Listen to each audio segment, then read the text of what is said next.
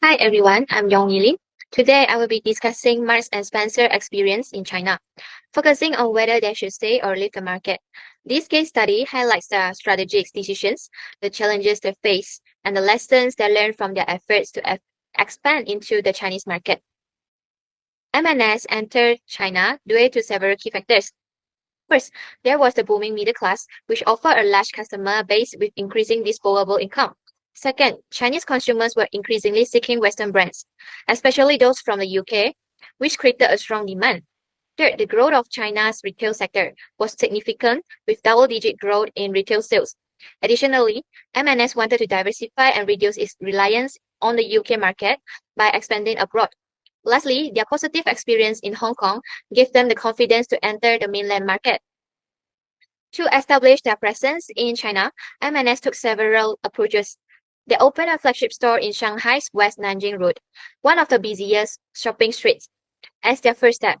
They also replicated the UK model with minimal adjustments for the local market, hoping to use their established UK approach. Furthermore, they choose to operate without local partnerships, maintaining full control over operations.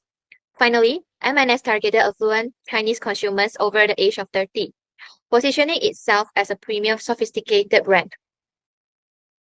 However, despite their efforts, M&S faced several challenges. First, their product localization was poor, as clothing sizes and food offerings did not align with local preference. Second, their target demographic of older, affluent consumers didn't match the younger, tech-savvy consumers who were actually driving trends in the market. Third, supply chain inefficiencies lead to stockouts and food shortages due to their reliance on UK imports. Additionally, there was a lack of brand awareness among Chinese consumers, especially outside major cities like Shanghai.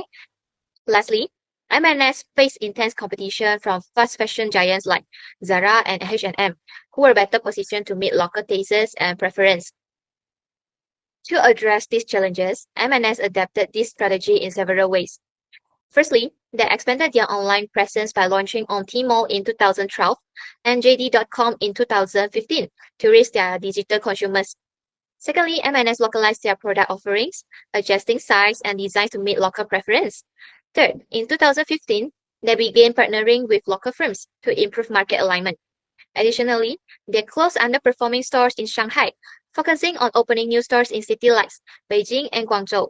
Lastly, M&S embraced a bricks and clicks strategy, combining physical stores with e-commerce to meet the challenging behaviors of consumers.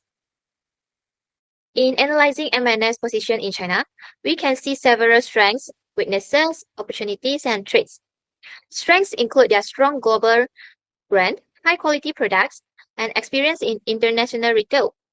On the other hand, weaknesses involve poor localization, lack of brand awareness, and inefficiency in the supply chain. There were also significant opportunities, such as the expanding middle class, the rise of e-commerce, and the potential for strategic partnerships. However, threats included intense competition, cultural misalignment, and shifting consumer preferences. M&S considers several alternatives to address their challenges. First, they explore a complete market exit, considering withdrawing from China due to their financial loss. They also look into an online-only strategy, focusing on platforms like Tmall and JD.com to reduce costs. Furthermore, they consider forming joint ventures with local firms to improve product localization and logistics. They also explore focusing on Tier 1 cities, keeping flagship stores in places like Shanghai and Beijing, while existing less promising areas. Lastly, M&S saw China as learning platform for future expansion into other Asian markets.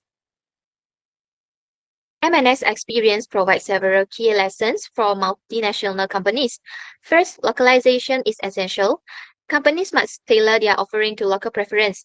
Second, understanding local consumer behavior is critical for avoiding missteps. Third, prioritizing e-commerce early on is necessary, especially in markets where digital channels dominate retail. Moreover, partnering with local firms offers valuable insights into cultural, operational, and regulatory challenges. Lastly, strategic flexibility is vital to adapting to market change quickly and avoiding prolonged losses. M&S can use its experience in China to refine its strategies in other markets. First, they can conduct deeper market research to better understand consumer preferences and avoid assumptions. Second, they can localize products and pricing to reflect each market's specific needs. Third, they can embrace omnichannel retailing, combining e-commerce with physical stores to offer a seamless customer experience. Additionally, forming partnerships with local firms can improve market relevance. Finally, improving supply chain agility will help them respond faster to change in demand. So, in conclusion, Marks and Spencer experience in China emphasizes the importance of local adaptation and consumer understanding. The lessons learned from their challenges and strategies can help other companies navigate international expansions more effectively. Thank you for your attention.